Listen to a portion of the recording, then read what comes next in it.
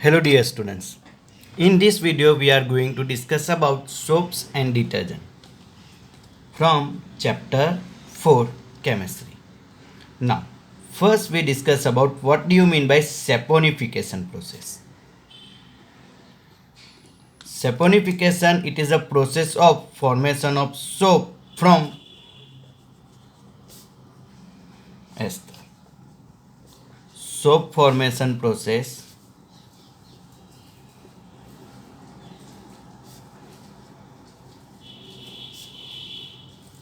from ester is normally termed as saponification process.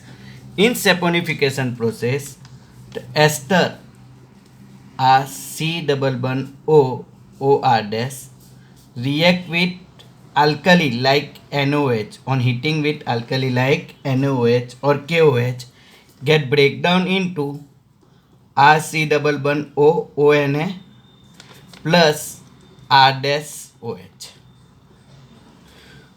This sodium carboxylate, whatever the form, is called as soap. The sodium carboxylate which is formed during this process plus alcohol is obtained, and this sodium carboxylate is termed as soap. So we can say that soap is a sodium salt of carboxylic acid. Soap is sodium or potassium salt of carboxylic acid. If we study the structure of soap carefully, for example, CH3, CH2, CH2, COOH, तो आपको मालूम होगा कि इसका नाम क्या है 1 2 3 4 carbon containing carboxylic acid butanoic acid. Acid की रिएक्शन अगर NOH बेस लाइक NOH के साथ होगा तो एसिड अपना क्या देता है H प्लस, और यहाँ से OH माइनस रिमूव होगा तो क्या आ जाएगा इसका formation CH3 CH2 CH2 C double bond O, यहाँ पे माइनस और Na प्लस अटैच हो गया C double bond O Na plus H2O, H जाएगा और Na आ जाएगा. This is called as sodium butanoate. So जिस तरीके से सोडियम ब्यूटेनोएट बना तो आप देख सकते हैं कि यहाँ पे C double O minus Na plus है. ये कैसा है, आयोनिक है कि नॉन आयोनिक? आयोनिक हेड है. इसको कौन सा हेड कहते हैं? Ionic head. तो इसको हेड किया तो बाकी की बॉडी को क्या कहेंगे? इसमें सिर्फ क्या है, कार्बन एंड हाइड्रोजन. तो कार्बन एंड हाइड्रोजन होने की वजह से ये नॉन पोलर हो गया, नॉन पोलर टेल कहते हैं. अब जो आयोनिक है वो तो पोलर हो गया. जो पोलर रहता है वो कैसा रहता है? सॉल्यूबल. बराबर. It is hydrophilic in nature. Hydrophilic यानी वो वाटर को लाइक करेगा, जबकि नॉन पोलर जो है वो हाइड्रोफोबिक हो जाएगा. हाइड्रोफोबिक यानी वाटर को डिसलाइक करेगा तो ऑयल को लाइक करेगा. बराबर. ये वाटर लविंग हो जाता है, वाटर को लाइक करता है, और ये ऑयल लविंग, ऑयल फेस को लाइक करता है. So in the soap there are two parts are there. Soap is nothing but the sodium salt of carboxylic acid. Sodium और potassium salt of carboxylic acid is called as soap. जब भी हमारे पास soap या detergent की बात आती है तो सबसे पहले बच्चे इधर ही कंफ्यूज रहते हैं कि सर सोप क्या है. It is nothing but sodium और potassium salt of carboxylic acid. और इसके वजह से इसके अंदर जब भी R C double bond O minus Na plus, यानी ये जो है वो पोलर है और ये कैसा है, नॉन पोलर. कई बार हम लोग उसको रिप्रेजेंट करने के लिए इस तरीके से बनाते हैं। हाइड्रोकार्बन जो रहते हैं नॉन पोलर रहते हैं और इसका जो COONA ग्रुप है वो पोलर है, तो इसलिए हम इसको पोलर हेड, अगर एक स्नेक होता तो स्नेक का हेड जो है वो कैसा है, पोलर है, और इसकी जो टेल है वो कैसी है, नॉन पोलर। तो उसके पास दोनों पार्ट होते हैं, polar and non polar soap के पास। अब इसके वजह से क्या होता है कि polar soap can act as a cleansing agent. हमें मालूम है सोप का काम क्या है, एक्ट एज ए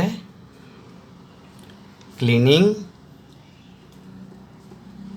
एजेंट। उसका काम क्लीन करना है, किसको, बराबर। Normally the dust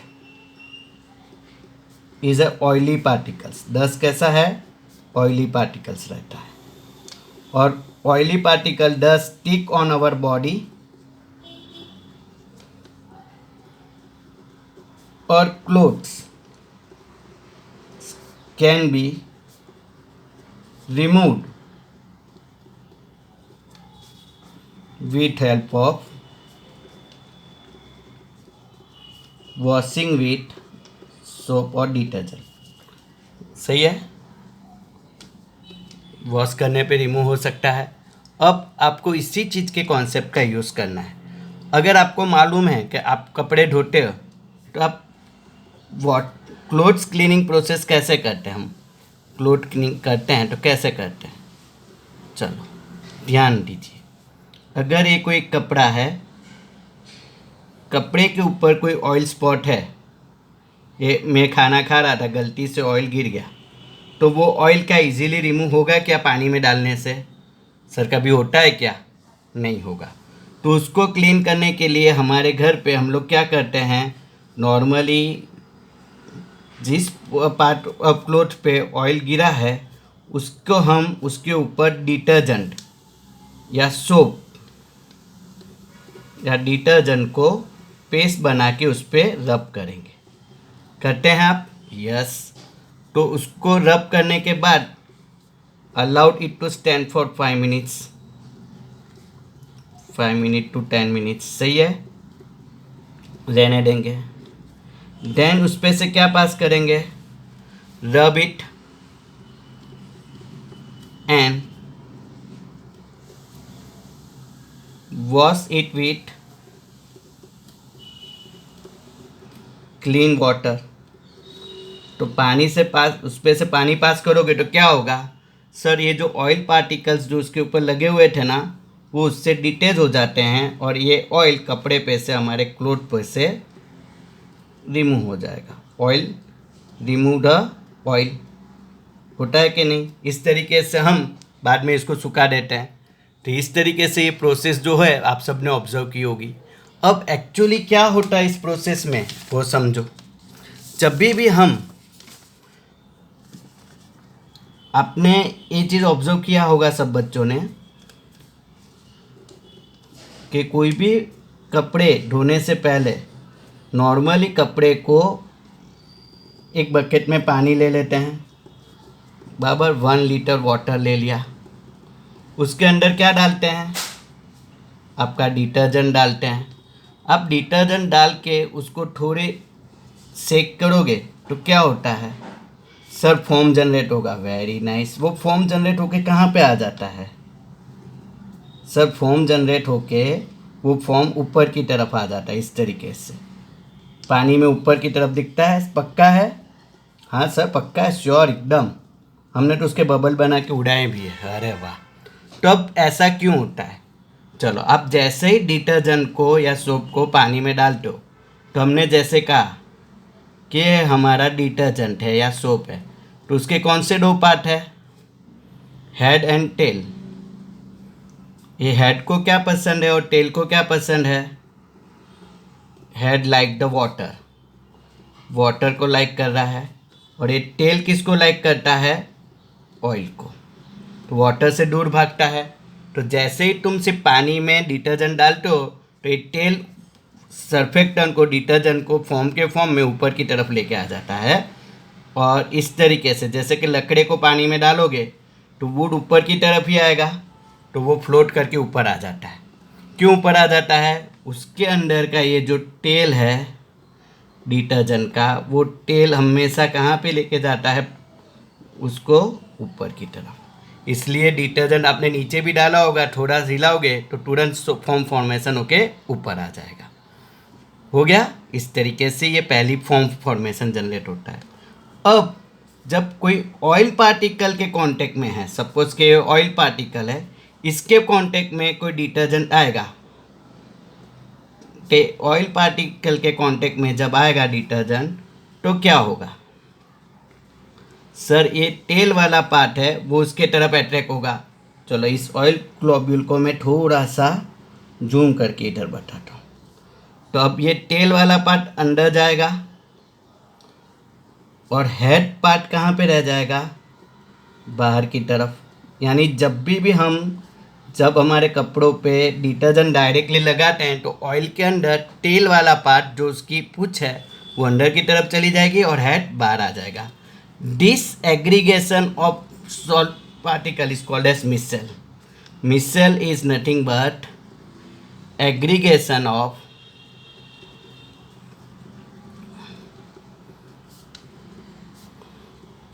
soap molecules where hydrophobic tail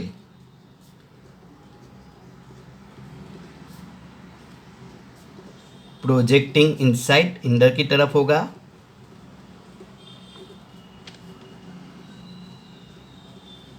and hydrophilic head कहाँ पे होगा, on outside. Tail is projecting inside and head is projecting outside. तो इस तरीके से ये हेड बाहर की तरफ और टेल अंदर की तरफ होता है, इसको कहते हैं मिसल फॉर्मेशन। एक बार इस कपड़े के ऊपर, जैसा हमने आगे बताया था, कपड़े के ऊपर जो ऑयल पार्टिकल था उसके ऊपर मिसल बन जाएगा तो ये मिसल का इस तरीके से जनरेशन दिखेगा तुम्हें इस तरीके से। अब जब आप रनिंग वाटर पास करोगे, इसके ऊपर से जब पानी पास होगा तो पानी के साथ कौन जाना पसंद करेगा, हेड के टेल। हेड बॉडी से तो अलग होगा नहीं, तो जैसा ही आप रनिंग वाटर इस पे से पास करते हो तो ये हेड बाहर निकलता है, तो हेड के साथ टेल भी बाहर निकलता है और some of the oil droplets is attach with the tail and one by one it detach it from the surface of the cloth.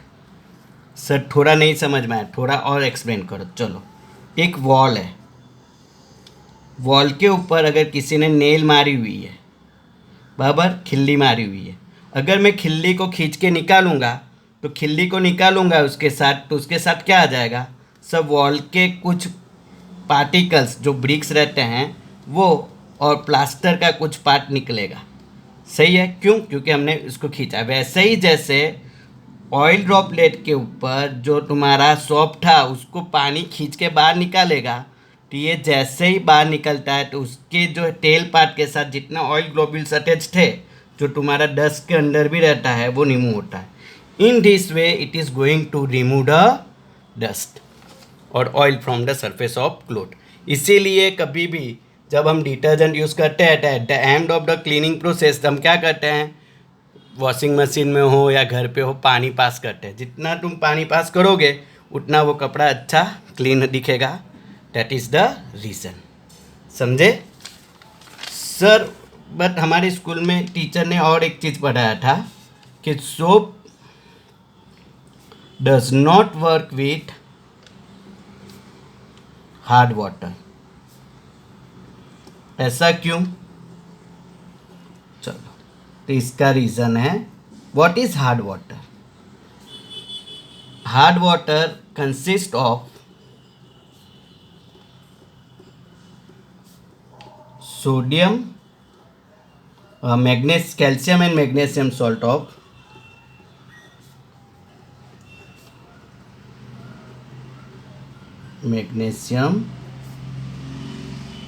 Of sulphate, carbonate और क्लोराइड। सल्फेट, कार्बोनेट और chloride normally जो सी side area में रहते हैं, बराबर, अरब countries में रहेंगे, वहाँ पे जो वाटर होता है हार्ड वाटर होता है, उसके अंदर क्या ज़्यादा है, कैल्शियम एंड मैग्नीशियम। राजस्थान की तरफ जो है हार्ड वाटर है। अब कैल्शियम एंड मैग्नीशियम सॉल्ट होने की वजह से ऐसे वाटर के कांटेक्ट में जब हमारा डिटर्जेंट आता है RC11OONA, इसके कांटेक्ट में जैसे ही हमारा सोप या डिटर्जेंट आता है तो उसका रिएक्शन कैल्शियम के साथ होने के वजह से ये अलग नहीं हो पाता एक दूसरे से, बट ऊपर से इसका conversion RCOO twice calcium carboxylate plus 2 mole of Na, और एक कैल्शियम कार्बोक्सिलेट जो जनरेट हो जाता है उसके वजह से वो क्या हो जाता है, इस फॉर्म में स्कम। स्कम यानी एक चिपचिपा सा और ग्लू स्टिकी सब्सटेंस जनरेट होता है। तो ऐसे हार्ड वाटर के साथ जब हम सोप यूज़ करते हैं तो हमें बहुत ज़्यादा सोप रब करना पड़ता है, फिर भी फॉर्म जनरेट होता नहीं है, क्योंकि हमारा इस सोप क्या हो रहा है, वेस्ट। सोडियम की जगह पे कैल्शियम आ जाता है और उसका हेड और टेल सेपरेट हो पाते नहीं है। हेड अपना हाइड्रोफिलिक और टेल अपना हाइड्रोफोबिक काम कर पाता नहीं है। That is the reason that soap does not work in a hard water. तो सर अगर सोप काम नहीं करेगा तो क्या यूज़ करना पड़ेगा? So instead of soap now we are utilizes the detergent. Detergent can work with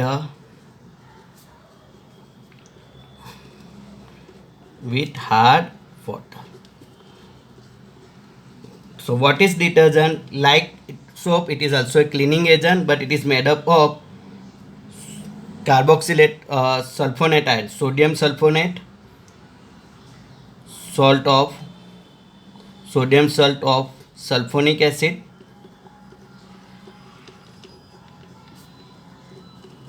sodium salt of sulfonic acid, or ammonium salt of